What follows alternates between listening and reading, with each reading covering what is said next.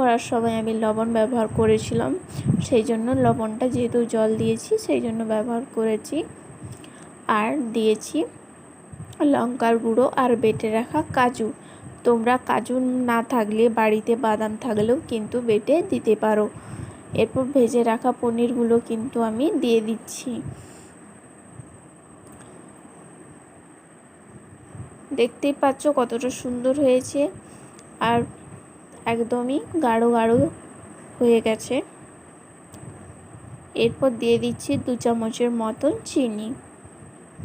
সবগুলো জিনিস নাড়াচাড়া করে কিন্তু নামিয়ে নেব, তাহলেই কিন্তু আমাদের রেডি হয়ে গেছে ছানার পনির। একদম সহজ উপায়ে, খেতেও খুব সুন্দর হয়েছে। অবশ্যই বাড়িতে বানিয়ে খেয়ে দেখুন, দেখতেও যতটা সুন্দর খেতেও তার থেকে কিন্তু বেশি সুন্দর।